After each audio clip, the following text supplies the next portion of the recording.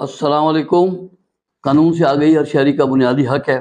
आज कोई एक केस आया तो उनका मामला ये था कि उन्होंने मुझे बताया कि जी हम अपनी सोसाइटी में कोई प्लॉट था, तो वो कह रहे हैं कि मेरे नाम पे अटॉर्नी बाहर से आई हुई थी, तो मैं वो प्लॉट उनके नाम पे ट्रांसफ़र करवाने के लिए सोसाइटी में गया हूँ। तो सोसाइटी वालों ने कहा कि भई ये अटॉर्नी जो है ना आपकी रजिस्टर्ड नहीं है, तो इसलिए हम आपकी ये अटॉर्नी आप यहाँ इस्तेमाल नहीं कर सकते और बज़रिए अटॉर्नी आप ट्रांसफ़र नहीं करवा सकते। हम वहाँ से आ गए हैं, फिर जब रजिस्ट्रेशन के लिए मालूमात की है तो उन्होंने कहा जी जो अटॉर्नी है ये कैंसिल हो चुकी है। अब असल में वो मेरे पास आए तो अब ज़ाहिर है कि उसका हमने वो करना है मामला जो भी है।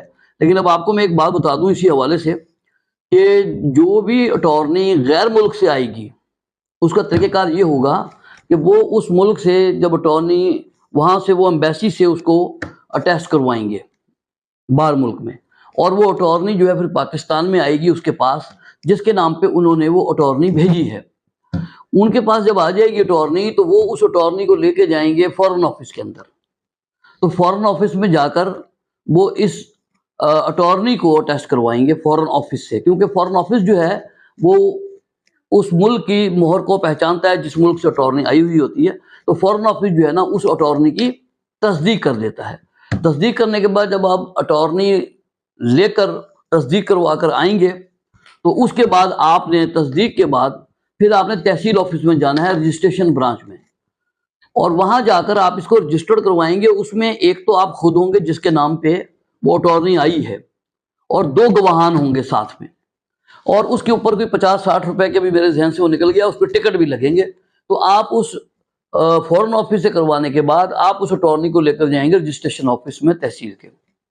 वहां पर जाकर आपकी अटॉर्नी जो है वो रजिस्टर्ड हो जाएगी। वहाँ एक ज़ाब्ते के बाद वो साइन अंगूठे आप सबके लेंगे तो वो रजिस्टर्ड हो जाएगी। उसकी एक कापी उनके रजिस्टर के अंदर पेस्ट भी हो जाएगी बाकायदा, और अब वो अटॉर्नी वैलिड हो जाएगी। आप वो मुस्तकिल वैलिड है, यानी अब उसको आप इस्तेमाल कर सकते हैं।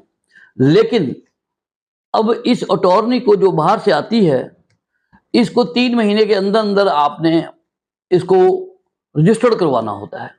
अगर आप 3 महीने के अंदर रजिस्टर्ड नहीं करवाते तो आपकी जो अटॉर्नी है वो एक्सपायर हो जाएगी कि भाई ये अब नहीं इस्तेमाल हो सकती, क्योंकि एक्सपायर हो गई है।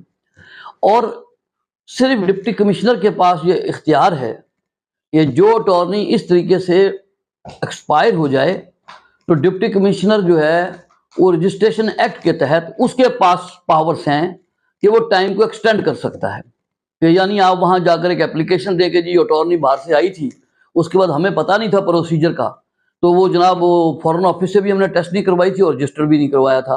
अब वो हमें पता चला है कि जनाब ये जो अटॉर्नी है वो एक्सपायर हो गई है, लेकिन जनाब से दरख्वास्त है कि जनाब इस अटॉर्नी को जो है ना मजीद हमें जनाब कोई टाइम दे दिया जाए ताकि जो है ना हम इसको रजिस्टर करवा लें।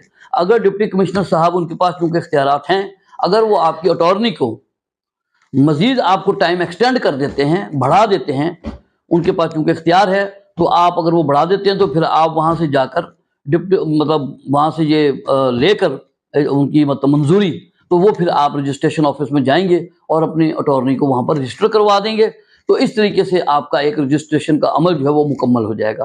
तो ये एक मालूमात थी जो मैंने आपको बता दी है कि रजिस्ट्रेशन जब भी बाहर से आए फ़ौरन उसको फॉरेन ऑफिस से अटैच करवाएं, फिर तहसील ऑफिस में रजिस्टर्ड करवाएं, फिर वो वैलिड हो जाएगी। वरना किसी भी ऐसे मौके के ऊपर अगर आपके इल्म में नहीं है और आप अटॉर्नी को कहीं लेकर जाएंगे और आपने कहीं सौदा किया हुआ है तो आपके लिए मसाइल खड़े हो सकते हैं, क्योंकि उस टाइम वो इस्तेमाल नहीं हो सकते। लिहाजा मैंने बता दिया है कि बाहर जो भी अटॉर्नी आएगी वो किस तरीके से रजिस्टर करवाई जाएगी।